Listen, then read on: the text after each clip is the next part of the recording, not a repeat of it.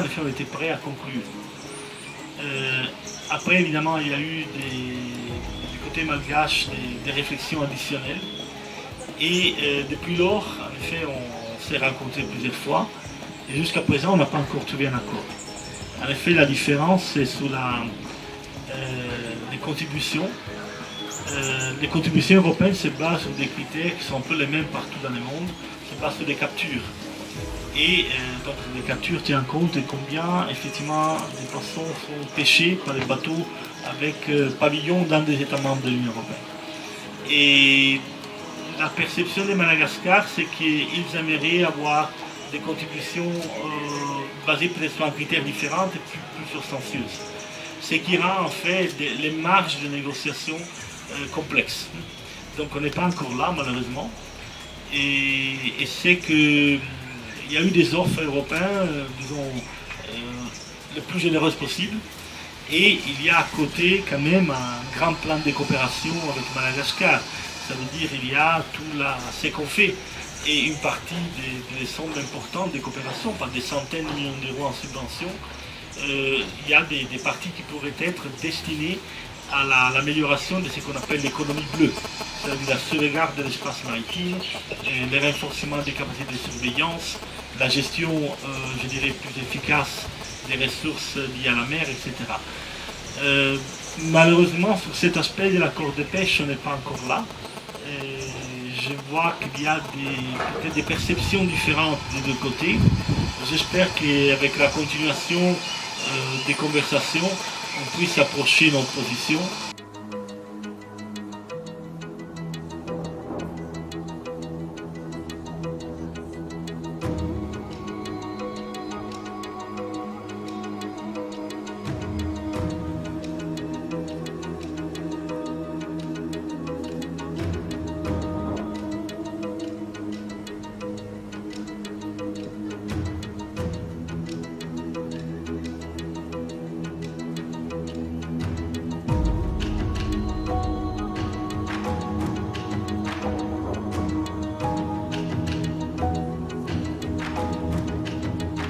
Évidemment, il y a des pays qui sont plus proches de l'Union européenne ou qui ont des mers plus poissonneuses où il y a plusieurs types de poissons qui sont pêchés.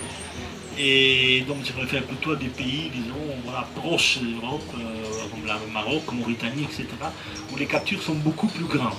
Donc, évidemment, la somme totale que ces pays reçoivent est plus grande. Ici, on est quand même relativement éloigné. Donc, évidemment, il y a des départements français qui sont prêts, comme la Réunion, et donc une partie. Il y a des bateaux qui viennent de là, il y a d'autres bateaux qui viennent d'Europe, mais c'est clair que les volumes de capture ne peuvent pas justifier des contributions radicalement plus grandes.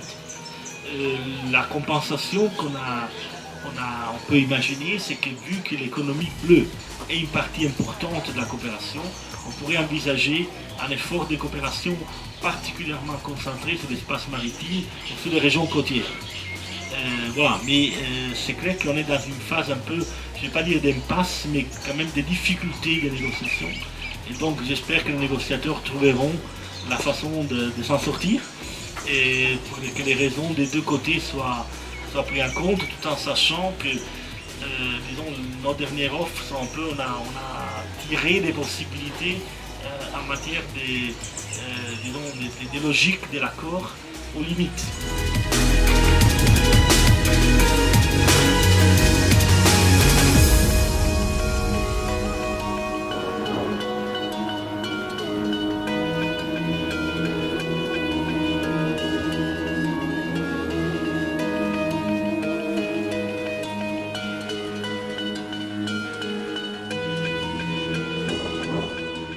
C'est pour ça qu'il faut comprendre que sans accord, il n'y a aucune compensation.